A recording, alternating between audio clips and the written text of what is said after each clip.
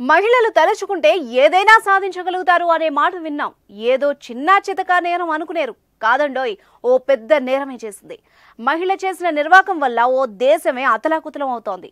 అవునండి, ఇది నిజం. ఆ మహిళ చేసిన మోసం ప్రస్తుతం ఆ దేశాన్ని కుదిపేసింది. ప్రజల సొమ్మును కాజేసి ప్రస్తుతం వార్తల్లో నిలిచింది. దీంతో ఆమె చేసిన నేరం ఏంటని ప్రజలు తెగ చర్చించుకుంటున్నారు. అసలు ఏం జరిగింది? ఆ మహిళ చేసిన మోసం ఏంటి? కేవలం ఓ మహిళ వల్ల ఆ దేశానికి ఏం నష్టం జరిగిందో ఇప్పుడు చూద్దాం. గజం కేవలం 500 రూపాయలతో 1210 గజాల భూమి కేవలం 6 లక్షలు మాత్రమే. మహిళలు నేరాలు చేయడం అత్యంత అరుదు. అందులోనూ రియల్ ఎస్టేట్ రంగంలో మహా అరుదు. బాగా డెవలప్ చెందిన అమెరికా లేదా పశ్చిమ దేశాల్లో అయితే మహిళలు రియల్ ఎస్టేట్ రంగంలో ఆరితేరారు. ఆసియాలోనే ఓ మాదిరి డెవలప్మెంట్ ఉన్న దేశమైన వియత్నాంలో మాత్రం ఓ మహిళా వ్యాపారి అతి భారీ మోసానికి పాల్పడినట్టు తేలింది. అసలు విషయం ఏమిటంటే, ప్రపంచ దేశాల్లో కాస్తో కూస్తో వినిపించే పేరు వియత్నాం. ఒకప్పుడు అమెరికాకు ఎదురు నిలిచి యుద్ధం చేసి ఆ దేశం తోక ముడిచేలా చేసిన ఘనత వియత్నాం సొంతం. ఈ దేశ జనాభా 10 కోట్ల వరకు ఉంటుంది. జనాభాలో ఆసియాలో 9వ స్థానంలో ఉంది ఈ దేశం. వియత్నాంలో తాజాగా $100 కోట్ల మోసం వెలుగులోకి వచ్చింది.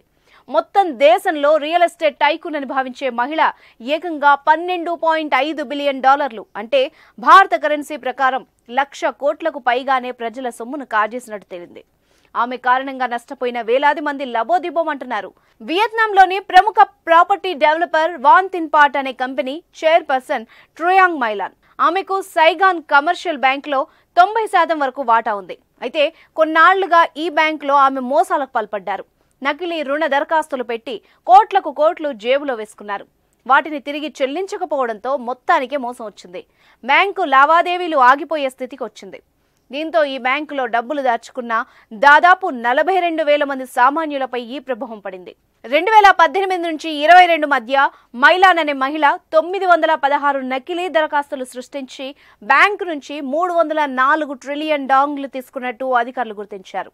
ఇది మొత్తం $12.5 బిలియన్ పైమాటే. 2022లో ఈ కుంభకోణం బయటపడగా గత ఏడాది అక్టోబర్లో పోలీసులు మైలాను అరెస్ట్ చేశారు.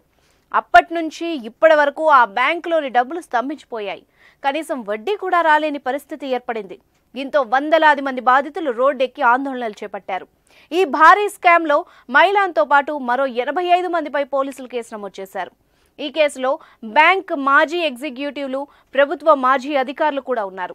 లాన్ సంపద విలువ 2022 నాటికి ఆ దేశ జీడీపీలో 3% ఉంటుందని అంచనా వేశారు. ఒక్క మహిళే దేశాన్ని మొత్తం కుదిపేసిందంటే పలువురు ముక్కున వేలేసుకుంటున్నారు.